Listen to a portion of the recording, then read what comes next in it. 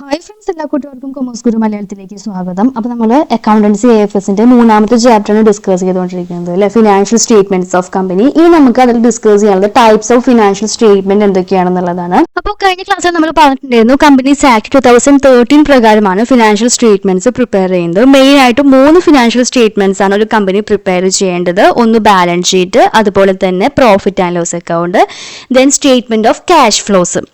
ഈ ചാപ്റ്ററിൽ നമുക്ക് ബാലൻസ് ഷീറ്റും പ്രോഫിറ്റ് ആൻഡ് ലോസ് അക്കൗണ്ടും എങ്ങനെ പ്രിപ്പയർ ചെയ്യാന്നുള്ളത് നോക്കാം. നിങ്ങൾ +1 ക്ലാസ്സുകളിലൊക്കെ പഠിച്ചിട്ടുണ്ടായിരിക്കും. അത് ഫോമിലുള്ള ബാലൻസ് ഷീറ്റ് ആയിരിക്കും. ഇവിടെ നമുക്ക് പഠിക്കാനുള്ളത് വെർട്ടിക്കൽ ഫോമിലുള്ള ബാലൻസ് ഷീറ്റും അതുപോലെ തന്നെ പ്രോഫിറ്റ് ആൻഡ് ലോസ് അക്കൗണ്ടും എങ്ങനെയാണ് പ്രിപ്പയർ ചെയ്യാന്നുള്ളത് നമുക്ക് നോക്കാം. ഫസ്റ്റ് നമുക്ക് ബാലൻസ് ഷീറ്റിന്റെ ഫോർമാറ്റ് പഠിച്ചു വെക്കണം. ഇത് എന്തായാലും നിങ്ങൾ പഠിച്ചു വെക്കണം കേട്ടോ. അപ്പോൾ ഇക്വിറ്റിയിലും ലയബിലിറ്റീസിലും എന്തൊക്കെ ഐറ്റംസ് വരുന്നുള്ളത് നോക്കാം. ഫസ്റ്റ് എന്ന് പറയുന്നത് ഷെയർ ഹോൾഡേഴ്സ് ഫണ്ടിൽ ഷെയർ ക്യാപിറ്റൽ വരുന്നു, റിസർവ്സ് ആൻഡ് സർപ്ലസ് വരുന്നുണ്ട്, അതുപോലെ തന്നെ money received against share warrant. Share capital എന്ന് പറയുന്നത് നമ്മുടെ ഇക്വിറ്റി ഷെയർ ക്യാപിറ്റലും അതുപോലെ തന്നെ പ്രിഫറൻസ് ഷെയർ ക്യാപിറ്റലും ആയിരിക്കാം. റിസർവ്സ് ആൻഡ് സർപ്ലസുകൾ ഒരുപാട് തരത്തിലുള്ള റിസർവ്സ് വരുന്നുണ്ട്. ക്യാപിറ്റൽ റിസർവ്സ്, അതുപോലെ തന്നെ capital redemption reserve, securities premium reserve, debenture redemption reserve, അങ്ങനെ പലതരത്തിലുള്ള റിസർവ്സ് ഉണ്ട്. ഈ റിസർവ്സുകളുടെ എല്ലാം ടോട്ടൽ എമൗണ്ട് ആയിരിക്കും റിസർവ്സ് ആൻഡ് സർപ്ലസ് എന്നുള്ള അണ്ടറിൽ നമ്മൾ കാൽക്കുലേറ്റ് ചെയ്ത് വെക്കുന്നുണ്ടായിരിക്കുക.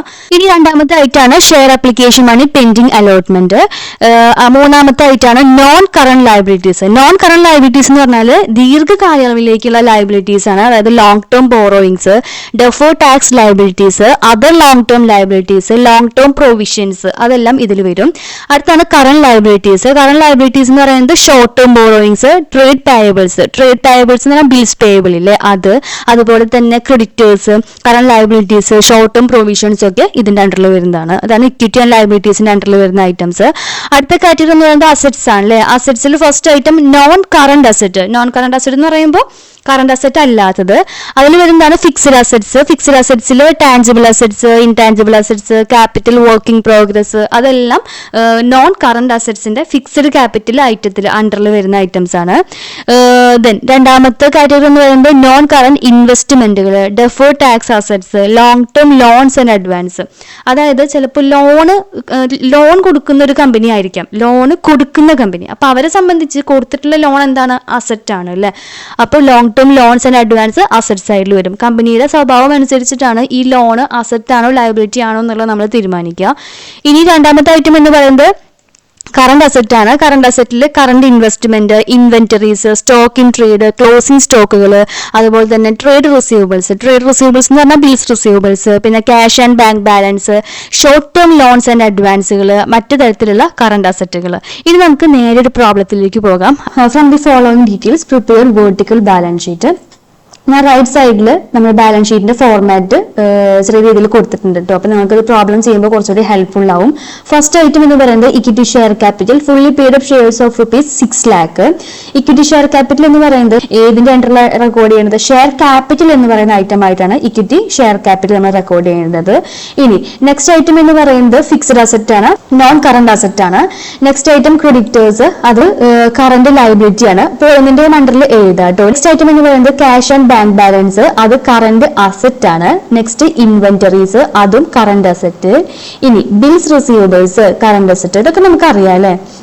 ഇനി അക്യുമുലേറ്റഡ് ഡിപ്രീസിയേഷൻ എന്ന് പറയുന്നത് ഫസ്റ്റ് നമ്മളുടെ ഫിക്സഡ് അസറ്റ് എന്നുള്ളത് കണ്ടില്ലേ, ഈ ഫിക്സഡ് അസറ്റിൽ നിന്നും ഡിഡക്ട് ചെയ്ത് കാണിക്കേണ്ട ഐറ്റം ആണ് അക്യുമുലേറ്റഡ് ഡിപ്രീസിയേഷൻ എന്ന് പറയുന്നത്. അപ്പോൾ നമ്മൾ അസറ്റ് സൈഡിൽ റെക്കോർഡ് ചെയ്യേണ്ട ഐറ്റം തന്നെയാണ്, ഡിഡക്ട് ചെയ്തിട്ട് കാണിക്കണം എന്നുള്ളത് മാത്രം. ഇനി next item investment non current asset ആണ്. നോൺ കറന്റ് അസറ്റ് എന്ന് പറഞ്ഞാൽ ഫിക്സഡ് അസറ്റ് എന്നുള്ള അർത്ഥമാണ് വരുന്നത്. ഇനി റിസർവ്സ് ആൻഡ് സർപ്ലസ് എന്ന് പറയുന്നത് ഇവിടെ നമ്മൾ ഇക്വിറ്റി ആൻഡ് ലയബിലിറ്റീസ് എന്നുള്ളതിന്റെ അണ്ടർ കണ്ടില്ലേ, ഇതില് ബി എന്നുള്ള ഐറ്റത്തിന്റെ അണ്ടറിലാണ് റിസർവ്സ് ആൻഡ് സർപ്ലസ് നമ്മൾ റെക്കോർഡ് ചെയ്യേണ്ടത്. നെക്സ്റ്റ് ഐറ്റം എന്ന് പറയുന്നത് 5% ഡിബഞ്ചേഴ്സ് സെക്യൂർഡ്. ഡിബഞ്ചേഴ്സ് എന്ന് പറയുന്നത് ലോങ് ടേം ലയബിലിറ്റീസ് ആണ്. അത് നമ്മൾ ലയബിലിറ്റി സൈഡിൽ മൂന്നാമത്തെ കാറ്റഗറിയിൽ മൂന്നാമത്തെ നമ്പറിന്റെ അടിയിലാണ് റെക്കോർഡ് ചെയ്യേണ്ടത്.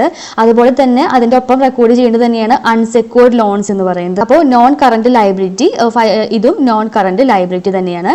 അടുത്താണ് അണ്ടർ റൈറ്റിംഗ് കമ്മീഷൻ എന്ന് പറയുന്നത് ഒരു ഫിക്ടീഷ്യസ് അസറ്റ് ആണ്. രണ്ട് തരത്തിലുള്ള ഫിക്ടീഷ്യസ് അസറ്റ്സ് ആണ് നമ്മളോട് മെയിൻ ആയിട്ട് ചോദിക്കുക. ഒന്ന് അണ്ടർ റൈറ്റിംഗ് കമ്മീഷനും, രണ്ടാമത്തത് പ്രിലിമിനറി എക്സ്പെൻസുകളും.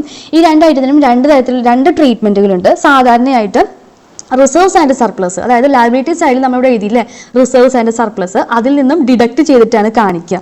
അതായത് ക്വസ്റ്റ്യനിൽ റിസർവ്സ് ആൻഡ് സർപ്ലസ് നൽകിയിട്ടുണ്ടെങ്കിൽ അതിൽ നിന്നും ഡിഡക്ട് ചെയ്ത് കാണിക്കുക. ഇൻ കേസ് ക്വസ്റ്റ്യനിൽ റിസർവ്സ് ആൻഡ് സർപ്ലസ് എന്നുള്ളത് നൽകിയിട്ടില്ല എന്നുണ്ടെങ്കിൽ നമ്മൾ കറന്റ് അസറ്റ്, അതായത് അസറ്റ് സൈഡിൽ കറന്റ് അസറ്റിന്റെ അണ്ടറിൽ നമുക്ക് ഇവിടെ നൽകിയിട്ടില്ലേ അതർ കറന്റ് അസറ്റ് എന്ന് പറഞ്ഞിട്ട്, അതിന്റെ അണ്ടറിലാണ് ഈ ഫിക്ടീഷ്യസ് അസറ്റ്സുകൾ നമ്മൾ. നെക്സ്റ്റ് ഐറ്റം എന്ന് പറയുന്നത് പ്രൊവിഷൻ ഫോർ ടാക്സേഷൻ, അത് കറന്റ് ലയബിലിറ്റി ആണ്.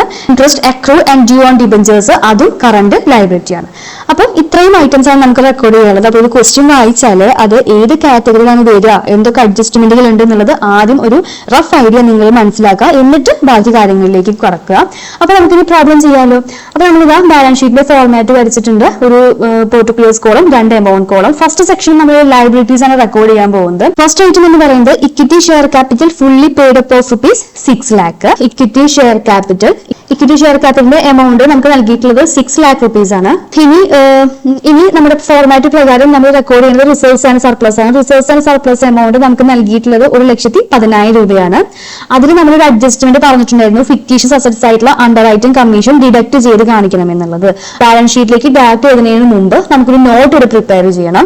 ഫസ്റ്റ് ഐറ്റം എന്ന് പറയുന്നത് റിസർവ്സ് ആൻഡ് സർപ്ലസ് ആണ്. അതിന്റെ എമൗണ്ട് എന്ന് പറയുന്നത് ₹1,10,000.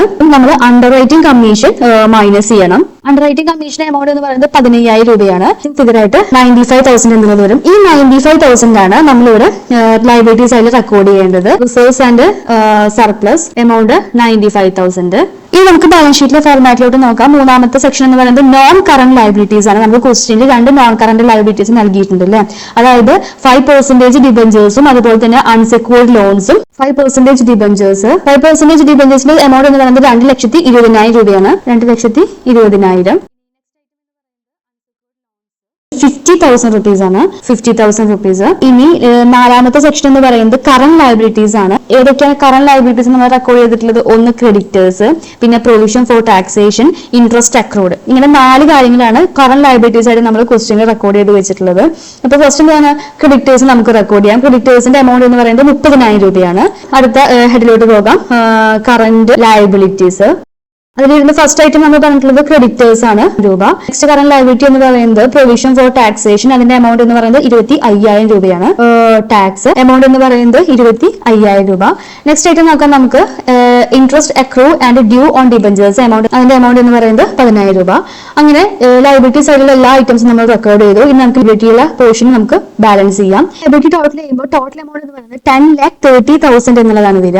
ഇനി നമുക്ക് അസറ്റ് സൈഡിലുള്ള ഐറ്റംസ് റെക്കോർഡ് ചെയ്യാം. ക്വസ്റ്റ്യനിലോട്ട് വരാം. അസറ്റ് സൈഡിൽ ഫസ്റ്റ് നമുക്ക് റെക്കോർഡ് ചെയ്യാനുള്ളത് നോൺ കറന്റ് അസറ്റുകളാണ്. അതിൽ ഫസ്റ്റ് ഐറ്റം ആയിട്ട് പറയുന്നത് ഫിക്സഡ് അസറ്റ്സ് ആണ്. ₹8,60,000. അതിൽ നമുക്കൊരു അഡ്ജസ്റ്റ്മെന്റ് നമ്മൾ ക്വസ്റ്റ്യൻ വായിച്ചപ്പോൾ പറഞ്ഞിട്ടുണ്ടായിരുന്നു, അക്യുമുലേറ്റഡ് ഡിപ്രീസിയേഷൻ ഉണ്ട് ₹30,000. അപ്പോൾ ഫിക്സഡ് അസറ്റിന്റെ എമൗണ്ടിൽ നിന്നും ഈ ഡിപ്രീസിയേഷൻ എമൗണ്ട് ഡിഡക്ട് ചെയ്തിട്ടുള്ള എമൗണ്ട് വേണം നമ്മൾ എന്തിലേക്ക് എത്തിക്കാനായിട്ട്, ഈ ബാലൻസ് ഷീറ്റിലേക്ക് എത്തിക്കാനായിട്ട്. അപ്പൊ നമുക്ക് നോട്ട്സിലോട്ട് പോകാം. അക്യുമുലേറ്റഡ് ഡിപ്രീസിയേഷൻ ഡിഡക്ട് ചെയ്യേണ്ടത് എമൗണ്ട് എന്ന് പറയുന്നത് ₹30,000. അങ്ങനെ ഡിഡക്ട് ചെയ്യുമ്പോൾ ബാലൻസ് ഫിഗറായിട്ട് ₹8,30,000 നമുക്ക് ലഭിക്കും. ഈ എമൗണ്ട് ആണ് നമ്മൾ നമ്മുടെ ബാലൻസ് ഷീറ്റിലേക്ക് റെക്കോർഡ് ചെയ്യേണ്ടത്. അപ്പൊ നോൺ കറന്റ് അസറ്റ് ഞാൻ ഓൾറെഡി റെക്കോർഡ് ചെയ്ത് വെച്ചിട്ടുണ്ട്. അസറ്റ്സിൽ ഫസ്റ്റ് സെക്ഷൻ എന്ന് പറയുന്നത് non current asset. Non current അസറ്റിലെ ഫസ്റ്റ് ഐറ്റം എന്താണ്? ഫിക്സഡ് അസറ്റ്സ് ആണ് അല്ലെ. ₹8,30,000 അഡ്ജസ്റ്റ്മെന്റ് കഴിഞ്ഞതിന് ശേഷം നമുക്ക് വന്നിട്ടുള്ള എമൗണ്ട് എന്ന് പറയുന്നത്. ഇനി നോൺ കറന്റ് അസറ്റിൽ നമുക്ക് റെക്കോർഡ് ചെയ്ത ഐറ്റം ആണ് ഇൻവെസ്റ്റ്മെന്റ് എന്ന് പറയുന്നത്. ഇൻവെസ്റ്റ്മെന്റ് പ്രത്യേകം ഒന്നും പറഞ്ഞിട്ടില്ല. അതായത് ഷോർട്ട് ടേം ഇൻവെസ്റ്റ്മെന്റ് ആണോ ലോങ് ടേം ആണോ ഒന്നും പറയാതെ ജസ്റ്റ് ഇൻവെസ്റ്റ്മെന്റ് എന്ന് മാത്രം പറയുകയാണെങ്കിൽ നമ്മളത് നോൺ കറന്റ് അസറ്റ് ആണ് നമ്മൾ ട്രീറ്റ് ചെയ്യേണ്ടത്. റെക്കോർഡ് ചെയ്തു ഇൻവെസ്റ്റ്മെന്റ് എമൗണ്ട് എന്ന് പറയുന്നത് ₹70,000. അങ്ങനെ നോൺ കറന്റ് അസറ്റ്സ് എല്ലാം റെക്കോർഡ് ചെയ്തു. ഇനി നമുക്ക് റെക്കോർഡ് ചെയ്യുന്നത് കറന്റ് അസറ്റ്സുകൾ വരുന്ന സെക്ഷൻസ് ആണ്. സെറ്റിലെ ഫസ്റ്റ് നമുക്ക് വരുന്ന ഐറ്റം എന്ന് പറയുന്നത് ക്യാഷ് ആൻഡ് ബാങ്ക് ബാലൻസ് ആണ്. നമ്മൾ എപ്പോഴും നോക്കുക കേട്ടോ, എല്ലാ ഐറ്റംസും റെക്കോർഡ് ചെയ്തിട്ടുണ്ടോ എന്നുള്ളത് എപ്പോഴും ഉറപ്പ് വരുത്താൻ, എന്നിട്ട് മാത്രം പ്രോബ്ലം അവസാനിപ്പിക്കുക കേട്ടോ. ചിലപ്പോൾ ചെറിയൊരു കാര്യത്തിനുമായിരിക്കും നമുക്ക് നമ്മുടെ ബാലൻസ് ഷീറ്റ് ടാലി ആവാതെ വരിക. അപ്പോൾ കറന്റ് അസറ്റിലെ ഫസ്റ്റ് ഐറ്റം എന്ന് പറയുന്നത് ക്യാഷ് ആൻഡ് ബാങ്ക് ബാലൻസ് ആണ്. Cash and bank balance amount എന്ന് പറയുന്നത് ₹50,000. ഇനി നെക്സ്റ്റ് കറന്റ് അസറ്റ് എന്ന് പറയുന്നത് ഇൻവെന്ററീസ് ആണ്. ഇൻവെന്ററീസ് എന്ന് പറയുന്നത് ഈ ക്ലോസിംഗ് സ്റ്റോക്ക്, അതുപോലെ തന്നെ സ്റ്റോക്കിംഗ് ട്രേഡ്, ഇതെല്ലാം ഇൻവെന്ററീസിന്റെ കാറ്റഗറിയിൽ വരുന്നത് കേട്ടോ. ഇൻവെന്ററീസ് എന്ന് പറയുന്നത് ഒരു കറന്റ് അസറ്റ് ആണ്. എമൗണ്ട് എന്ന് പറയുന്നത് ₹60,000 ആണ്. റെക്കോർഡ് ചെയ്തു ഇൻവെന്ററീസ് എമൗണ്ട് 60,000 റുപ്പീസ്. ഈ നെക്സ്റ്റ് ഐറ്റം ബിൽസ് റിസീവബിൾസ് ആണ്. എമൗണ്ട് എന്ന് പറയുന്നത് 20,000 rupees. Bills receivables amount 20,000 rupees. എല്ലാ ഐറ്റംസും നമ്മൾ റെക്കോർഡ് ചെയ്തിട്ടുണ്ട്. ഒന്നും കൂടി ക്രോസ് ചെക്ക് ചെയ്യാട്ടോ എല്ലാ ഐറ്റംസും നമ്മൾ റെക്കോർഡ് ചെയ്തു എന്നുള്ളത്. നമുക്ക് ഈ അസറ്റ് സൈഡ് ടോട്ടൽ ചെയ്യാം. അസറ്റ് സൈഡ് ടോട്ടൽ ചെയ്യുമ്പോൾ നമുക്ക് 10,30,000 എന്നുള്ളത് തന്നെയാണ് ആൻസർ വരുന്നത്. അപ്പൊ നമുക്ക് മനസ്സിലാക്കാം ഈ അസറ്റ് സൈഡും ലയബിലിറ്റി സൈഡും ടോട്ടലായിട്ട് ഈക്വൽ ആയിട്ട് പോയിട്ടുണ്ട്.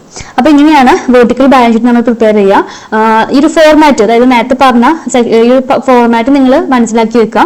അപ്പൊ തന്നെ ഏകദേശം ഐഡിയാസ് നമുക്ക് കിട്ടും. കാരണം നിങ്ങൾ കഴിഞ്ഞ +1 ക്ലാസ്സുകളിലൊക്കെ ബാലൻസ് ഷീറ്റിനെ കുറിച്ച് അതുപോലെ തന്നെ അതിൽ എഴുതുന്ന ഐറ്റംസിനെ കുറിച്ചിട്ട് ക്ലിയർ ആയിട്ട് പഠിച്ചിട്ടുള്ളതാണ്. ഒന്നുകൂടി ഒന്ന് കോൺസെൻട്രേറ്റ് ചെയ്താൽ വേറെ തലത്തിലേക്ക് നമുക്ക് ഒരു പ്രോബ്ലം ഈസി ആയിട്ട് ചെയ്ത് പോകാവുന്നതേ ഉള്ളൂ. ഇനി നമുക്ക് മറ്റൊരു പ്രോബ്ലം വേഗം നോക്കാം. ഇത് ടെക്സ്റ്റ് ബുക്കിലുള്ള ഇലസ്ട്രേഷൻ 6 ആണ് കേട്ടോ. ഫസ്റ്റ് ഐറ്റം എന്ന് പറയുന്നത് പ്രിലിമിനറി എക്സ്പെൻസ് ആണ്. ഇതിന് 2 ട്രീറ്റ്മെന്റ് ഉണ്ട്. ക്വസ്റ്റ്യനിൽ നമുക്ക് റിസർവ്സ് ആൻഡ് സർപ്ലസ് നൽകിയിട്ടുണ്ടെങ്കിൽ അതിൽ നിന്ന് നമുക്ക് എന്ത് ചെയ്യാം, ഡിഡക്ട് ചെയ്യാം. ക്വസ്റ്റ്യനിൽ റിസർവ്സ് ആൻഡ് സർപ്ലസ് നൽകിയിട്ടില്ല എന്നുണ്ടെങ്കിൽ അതർ നോൺ കറന്റ് അസറ്റ് എന്നുള്ള കാറ്റഗറിയിൽ നമ്മൾ റെക്കോർഡ് ചെയ്യേണ്ടത്. ഇവിടെ ക്വസ്റ്റ്യനിൽ റിസർവ്സ് ഇല്ല, അതുകൊണ്ട് തന്നെ നോൺ കറന്റ് അസറ്റ് എന്ന കാറ്റഗറിയിലാണ് നമ്മൾ ഇത് റെക്കോർഡ് ചെയ്യേണ്ടത്. Next item discount on issue of shares. അതും ഒരു ഫിക്ടീഷ്യസ് അസറ്റ് തന്നെയാണ്. അത് നമ്മൾ അതർ നോൺ കറന്റ് അസറ്റ് എന്നുള്ള കാറ്റഗറി തന്നെയാണ് റെക്കോർഡ് ചെയ്യേണ്ടത്. Next item 10% debentures. അതെന്താണ്, non current liability. Next item stock in trade. അത് കറന്റ് അസറ്റ് ആണ്. Then cash at bank, bills receivables, അതെല്ലാം കറന്റ് അസറ്റ് തന്നെയാണ്. നെക്സ്റ്റ് ഐറ്റം എന്ന് പറയുന്നത് ഗുഡ് വിൽ ആണ്. ഗുഡ് വില്ല് ഫിക്സ്ഡ് അസറ്റ് ആണ്. അത് ഫിക്സ്ഡ് അസറ്റിന്റെ അണ്ടറിൽ. ലൂസ് ടൂൾസ് എന്ന് പറയുന്നത് ഒരു കറന്റ് അസറ്റ് ആണ്. ഇനി motor vehicle fixed asset. Fixed asset എന്ന് പറയുന്നത് നോൺ കറന്റ് അസറ്റ് കേട്ടോ. ഇനി പ്രൊവിഷൻ ഫോർ ടാക്സ് എന്ന് പറയുന്നത് കറന്റ് ലയബിലിറ്റി ആണ്. ഇത്രയും ഐറ്റംസ് ആണ് നമുക്ക് റെക്കോർഡ് ചെയ്യാനുള്ളത്. ഇതൊരു ചെറിയൊരു പ്രോബ്ലം ആണ് കേട്ടോ. ഒന്നും കൂടി ഐറ്റംസ് ഒക്കെ ഒന്ന് മനസ്സിലാവാൻ വേണ്ടിയിട്ടാണ് ഞാൻ ഈ ഒരു പ്രോബ്ലം കൂടി പറയുന്നത്. ഫസ്റ്റ് സെക്ഷൻ എന്ന് പറയുന്നത് ഇക്വിറ്റി ആൻഡ് ലയബിലിറ്റീസ് ആണല്ലേ. ഇക്വിറ്റീസിൽ പ്രത്യേകം നമുക്ക് ഇക്വിറ്റി സെക്ഷനിൽ, അതായത് ഷെയർ ക്യാപിറ്റൽ ഇതൊന്നും നമ്മളോട് പറഞ്ഞിട്ടില്ല. നോൺ കറന്റ് ലയബിലിറ്റീസ് നമ്മളോട് പറഞ്ഞിട്ടുണ്ട്. അതായത് 2 ലക്ഷം രൂപയുടെ 10% ഡിബഞ്ചേഴ്സ് ആണ് വന്നിട്ടുള്ളത്. Non current liabilities 10% debentures, amount എന്ന് പറയുന്നത് 2 lakh rupees ആണ്. ഇനി നെക്സ്റ്റ് നമുക്ക് ലയബിലിറ്റി സൈഡിൽ കറന്റ് ലയബിലിറ്റി മാത്രം റെക്കോർഡ് ചെയ്യാനുള്ളൂ. അതായത് provision for tax current liability ആണ്. എമൗണ്ട് എന്ന് പറയുന്നത് 16,000. അപ്പൊ ലയബിലിറ്റി സൈഡിലുള്ള എല്ലാ ഐറ്റംസും നമ്മൾ റെക്കോർഡ് ചെയ്തു. ഇനി ക്വസ്റ്റ്യൻ നമുക്ക് വേണമെങ്കിൽ ഒന്ന് ക്രോസ് ചെക്ക് ചെയ്യാം കേട്ടോ. ലയബിലിറ്റി സൈഡ് നമുക്ക് ടോട്ടൽ ചെയ്യാം. എമൗണ്ട് എന്ന് പറയുന്നത് 2,60,000 റുപ്പീസ് ആണ് വരിക. അടുത്ത സെക്ഷനിലോട്ട് പോകാം. Asset side. അസറ്റ് സൈഡിൽ ഫസ്റ്റ് നമ്മൾ റെക്കോർഡ് ചെയ്യുന്നത് ഫിക്സ്ഡ് അസറ്റ്സ്, അതായത് നോൺ കറന്റ് അസറ്റുകൾ എന്തൊക്കെയാണെന്നുള്ളതാണ്. ഫസ്റ്റ് നമുക്ക് റെക്കോർഡ് ചെയ്യുന്നത് ഗുഡ് വിൽ ഉണ്ട്, മോട്ടോർ വെഹിക്കിൾ ഉണ്ട്. അതുപോലെ തന്നെ ഇവിടെ നമുക്ക് പ്രിലിമിനറി എക്സ്പെൻസും അതുപോലെ തന്നെ discount on issue of shares, അത് നോൺ കറന്റ് അസറ്റ് ആണ്. നോൺ കറന്റ് അസറ്റ് എന്ന് പറഞ്ഞാൽ ഫിക്സ്ഡ് അസറ്റ്സ് പോലെ ട്രീറ്റ് ചെയ്യുന്ന ഐറ്റംസ് തന്നെയാണ്. ഫസ്റ്റ് നമുക്ക് ഗുഡ് വില്ലും മോട്ടോർ വെഹിക്കിളിന്റെ എമൗണ്ട്സും റെക്കോർഡ് ചെയ്യാം. നമ്മൾ റെക്കോർഡ് ചെയ്തു. ഇനി അടുത്ത ഐറ്റം പ്രിലിമിനറി എക്സ്പെൻസ്. എമൗണ്ട് എന്ന് പറയുന്നത് 2,40,000. നെക്സ്റ്റ് ഐറ്റം എന്ന് പറയുന്നത് discount on issue of shares, amount 20,000. ഇത് രണ്ടും എന്താണ്, നോൺ കറന്റ് അസറ്റ് ആണ് കേട്ടോ. എമൗണ്ട് 20,000. അങ്ങനെ അസറ്റ് സൈഡിലുള്ള നോൺ കറന്റ് അസറ്റ്സുകളെല്ലാം നമ്മൾ റെക്കോർഡ് ചെയ്തു. ഇനി നമുക്ക് കുറച്ച് കറന്റ് അസറ്റ്സുകൾ റെക്കോർഡ് ചെയ്യാനുണ്ട്. കറന്റ് അസറ്റിൽ first item stock in trade 1,40,000, cash at bank, അതുപോലെ തന്നെ ബിൽസ് റിസീവബിൾസ്. ഇത് 3 നമുക്ക് റെക്കോർഡ് ചെയ്യാം. 3 ഐറ്റത്തിന്റെയും എമൗണ്ട്സ് നമ്മൾ റെക്കോർഡ് ചെയ്തു. ഇനി ക്വസ്റ്റ്യൻ നമ്മൾ വെരിഫൈ ചെയ്യുക എല്ലാ ഐറ്റംസും റെക്കോർഡ് ചെയ്യുന്നു എന്നുള്ളത്. ഒരു ഐറ്റം കൂടി നമുക്ക് റെക്കോർഡ് ചെയ്യാൻ കേട്ടോ. ലൂസ് ടൂൾസ് ഒരു കറന്റ് അസറ്റ് ആണ്. 12,000 ആണ് എമൗണ്ട് എന്ന് പറയുന്നത്.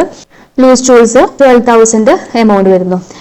എല്ലാം എഴുതിയിട്ടുണ്ട്. ഇനി നമുക്ക് എമൗണ്ട് ടോട്ടൽ ചെയ്യാം. ഇതിൽ 2 ഐറ്റംസും ടോട്ടലായിട്ട് വരുന്നില്ല. ഈ ഒരു ക്വസ്റ്റ്യൻ നിങ്ങൾക്ക് നൽകിയിട്ടുള്ളത് ഐറ്റംസ് എവിടെ എങ്ങനെയൊക്കെ റെക്കോർഡ് ചെയ്യണം എന്ന് മനസ്സിലാക്കാൻ വേണ്ടിയിട്ടാണ്. അപ്പോൾ നിങ്ങൾക്ക് ഈ പ്രോബ്ലം അല്ലെങ്കിൽ വെർട്ടിക്കൽ ബാലൻസ് ഷീറ്റ് എങ്ങനെ ഏതൊക്കെ ഐറ്റംസ് എവിടെയൊക്കെ റെക്കോർഡ് ചെയ്യണം എന്നുള്ളത് മനസ്സിലായെന്ന് വിചാരിക്കുന്നു. ഇനി നമുക്ക് എങ്ങനെ profit and loss account prepare ചെയ്യാം എന്നുള്ളതായിട്ട് അടുത്തൊരു വീഡിയോയിൽ കാണാം. എല്ലാവർക്കും ക്ലാസ്സുകളൊക്കെ മനസ്സിലായെന്ന് വിചാരിക്കുന്നു. ക്ലാസ് സബ്സ്ക്രൈബ് ചെയ്യാനും കൂട്ടുകാരിലേക്ക് ഷെയർ ചെയ്ത് കൊടുക്കാനും മറക്കരുത്. Thank you.